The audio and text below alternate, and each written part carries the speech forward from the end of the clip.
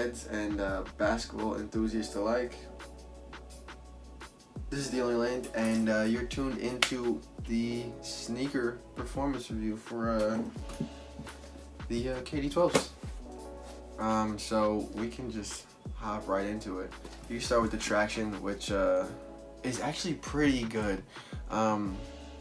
If you look at it, it gets really, really, really dirty. Like, it looks like something that you wouldn't even be able to play in.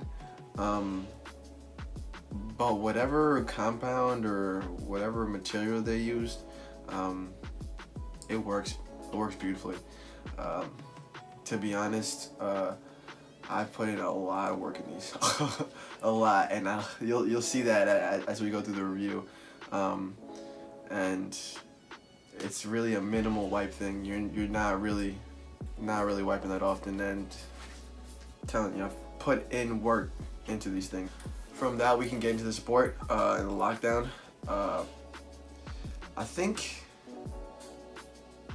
I'll just start off by saying I think I got a size, half a size too big.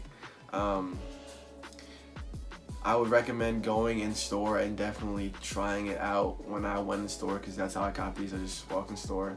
I originally tried on 11. I was like, wow, these are so tight, because they're so narrow, and they're narrow just because they're based off of KD's feet. And I don't know if you've ever seen KD's feet. They're super narrow, so that's what the shoe is based off of. So they were super tight. Wasn't sure. I tried the 11, and like I always say, I always go half a size up on basketball sneakers just because I like that little space up there. And when I originally went in, all they had was an 11. Yeah, I tried them out. Thought they were really tight. I had to go to another store, and I put it on an 11.5, and even then I was like, wow, these are super tight. And then I got on court, and it was like immediate release, I guess. And I only say that because that's kind of what it was supposed to be. It's supposed to feel like a broken-in shoe.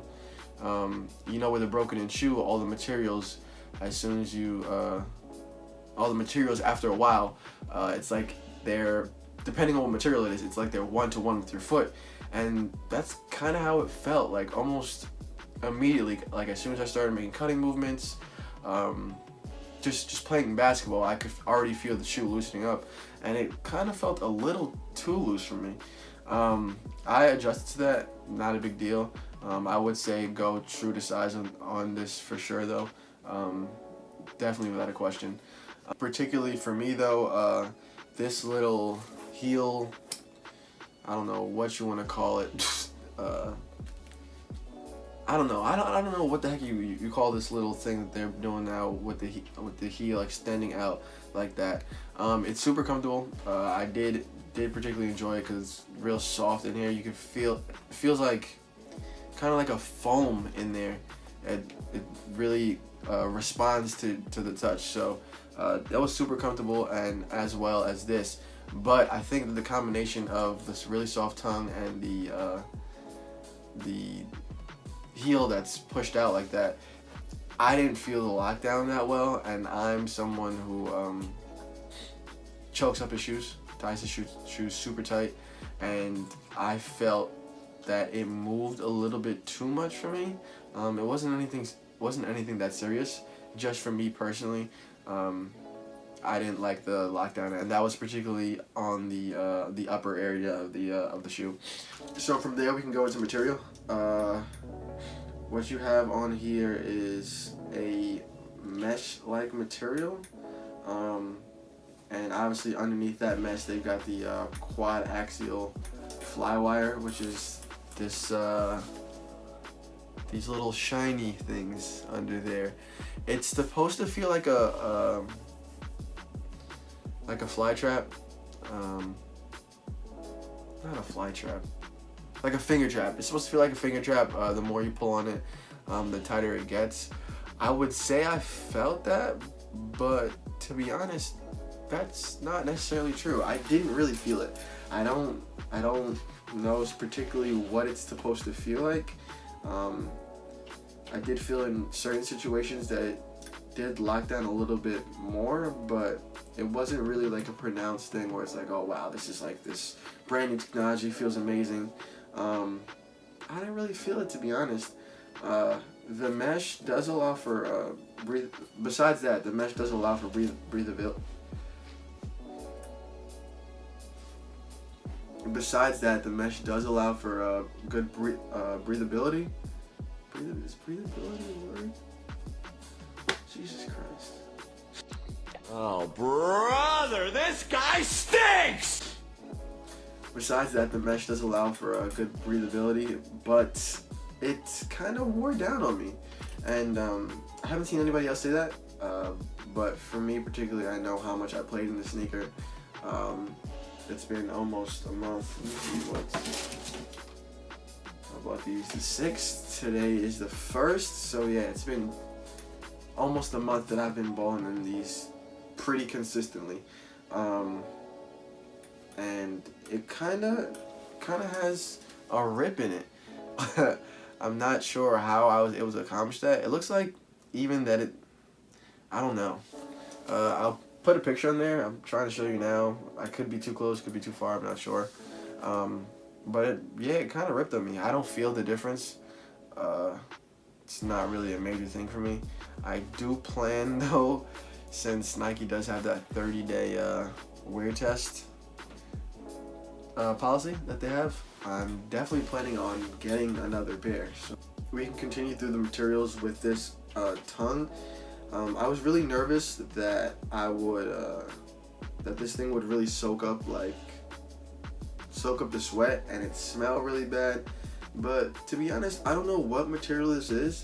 I did say in the first video that it felt really cheap, but it's working. It does wick away the sweat. It does wick away the sweat, but it's not something that gets like wet. It's not soaking wet and soaking up your sweat. It really doesn't affect it like that, and it is super soft. To be honest, I think trying to think back, it's one of the softest tongues I've ever used, and that's opposed to the PG3s where I said the tongue was moving and it was really digging into the heel. And actually, now that I look at it, I realize it has the same thing as the PG3, where it's got these little basically the tongue is detached from the top area, and it's on the lower area it's attached. And because it's not like that plasticky tongue and it's more of like a soft material, I don't have any digging. It does move from side to side, but I've got no digging at all as it moves. So overall, I really enjoyed it. Since we're staying on materials, and I did say already that I was planning on returning, well, not returning them, but sending them into Nike to possibly either get a new pair or I don't want a refund. Basically, I want the KD12. I want the KD12. So whether they send me out this pair or they send me out a different pair or they just give me the money so I can go buy another pair, that's definitely my plan.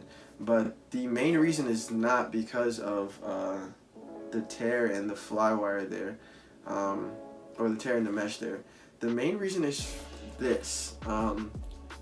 My sole, I kind of tore through it, I guess, and it's literally right there at the seam. So my only assumption, if it's not like just a random spot, is that it was just a bad glue job. It took me a while to actually do this. I'd say it was probably not the last time I played. I think I played like this for like the last 2 times. Just kind of installing, and I really wanted to get the performance review out and didn't want to have to wait or buy another sneaker while that was happening. And I didn't, so it was, I don't know the exact timing of when it happened. Now we can get into the main portion of the shoe, or the most important part for me particularly. I know I talked a lot about it on the original, not the original video, but the in-hand review, and that's the cushioning system, which I don't want to get too ahead of myself, but it was amazing. I tore it out last time, and I'll take it out this time again. Take out the insole. You have that full length zoom in there, the perforated zoom bag, and god damn, that was amazing. You can definitely feel it the second you put it on the foot. Even when I put it on foot in the mall and I was wearing those size 11s, I could feel it immediately, especially in the forefoot. It was absolutely amazing. It's very, very, very bouncy. You do also have that hexagon shaped double zoom bag in the heel. You don't feel it as much, but for me particularly, who has heel problems, the fact that I don't feel it is kind of telling for me. And I only say that because in any other sneaker, after I'm done playing basketball, I'm feeling pain in there. So the fact that I don't feel this, while it's not as bouncy as the front, I'm not feeling any pain. I'm not feeling it, but I'm not feeling any pain. So that I know there's definitely a difference as opposed to the other sneakers that I've been performance tested so far, or that I've just played basketball in general. You do have Phylon in the midsole here, and they do have it, as you can see, they have it caged. But then they have holes drilled out at the bottom. I showed that to you guys in the last one. You can see it there. And the reason for that is as you're compressing onto the Phylon, instead of them having it uncaged and it just compressing and eventually bottoming out faster, it's compressing into those little holes. So instead of compressing out, it compresses into little holes. And then I think what it's doing is that it's for basically longer durability. It's gonna end up not bottoming out as faster than it. It's gonna end up not bottoming out faster than it usually does. I don't really think that makes a difference per se, but when you're adding that together, combined with the perforated zoom, full-length zoom bag, or full-length Nike Zoom Air,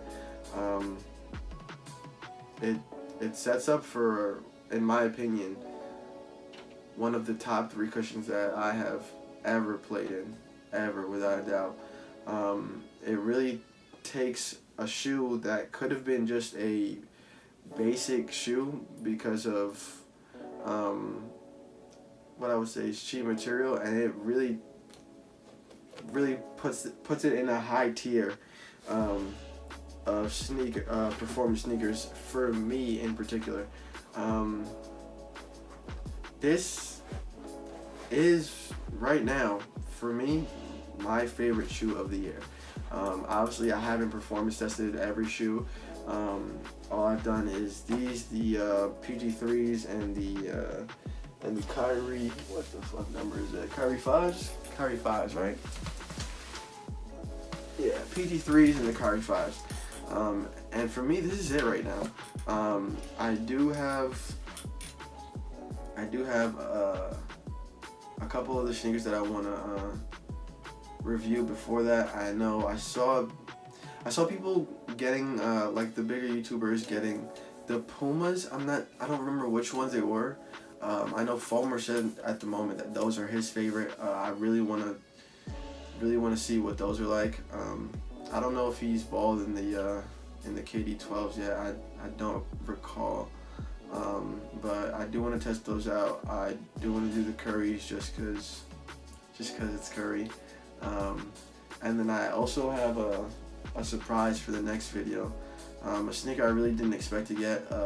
YouTube, thanks for watching. Do me a favor and hit that like button, which I think is down over here. Hit that subscribe button, which I think is down over there.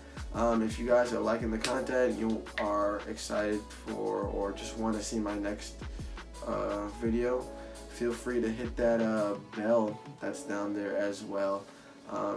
That would alert you when I make a new video, when I release a new video. Holy crap.